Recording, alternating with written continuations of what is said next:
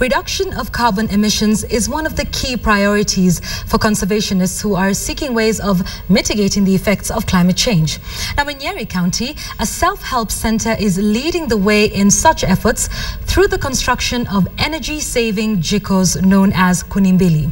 And as Carol Derry reports on Eco Journal tonight, the Jikos are already making a difference in the lives of villagers in Nyeri.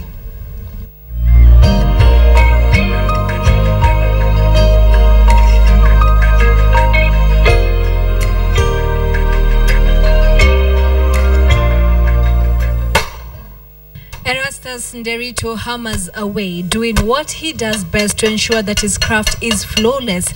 He has been at it for a while now, constructing energy-saving Jikos. He uses 1, 2, and has only praise for this particular kind that goes by the name Kuni, mbili Jiko.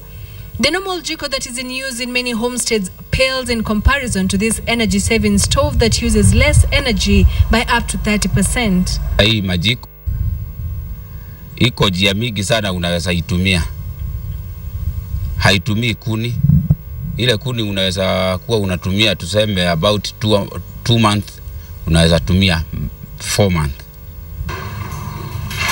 He takes us through the process of making the Kuni, mbili Jiko and what sets it apart from the regular one.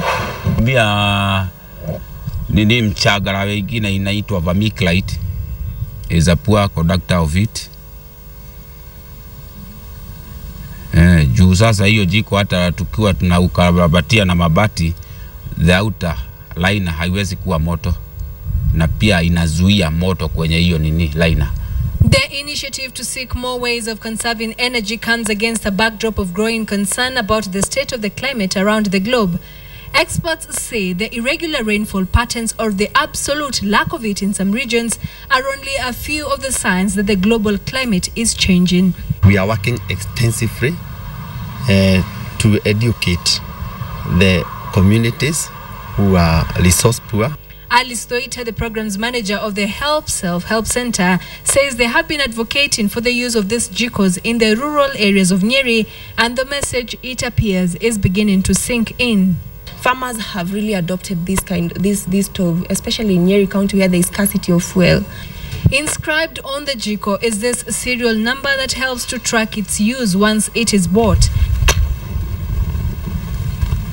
And this effort deep inside central Kenya is now slowly part of a growing market for carbon dioxide, the main gas blamed for global warming. Under the international treaty known as Kyoto Protocol, richer countries pump money into climate-friendly projects such as this one, and that is counted as their contribution in reducing carbon emissions. Kenya is a signatory to that treaty. The emissions, it reduces the amount of smoke that comes out during cooking, and therefore we reduce the amount of the carbon emissions in the air. Statistics show that we reduce 0.3 metric tons per year per stove if that stove is efficiently and effectively used. The carbon credits have monetary value, hence the more energy saved, the more the value, pushing innovators to find ways of saving energy. You earn credits or you earn money for reducing emissions. It is not just about the carbon credits, the health benefits too are immense. Hii jiko haina mochi. You as a woman with your children in the kitchen will not have to suffer from respiratory diseases here and forth, because we realize like 10% of deaths in Nyeri County, that's an estimate, are dying out of the emissions from the kitchen. But there is still a long way to go for this emerging market and Kenya's bid to be part of it. I don't think there is much being done. Although recently we have seen so many people have come up with different projects, and especially like energy-saving Jikos. The project was initiated in Nyeri County because of the Mount Kenya forests and also targeting the Aberdare forest.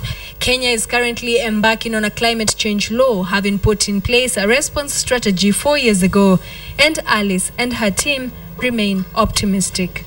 The issue of global climate change is one that has left scientists and experts baffled, scratching their heads trying to find a way and a solution to mitigate the emission of carbon. And one way of doing this is to encourage the users to reduce the amount of carbon emissions in their homes through purchase of carbon credits.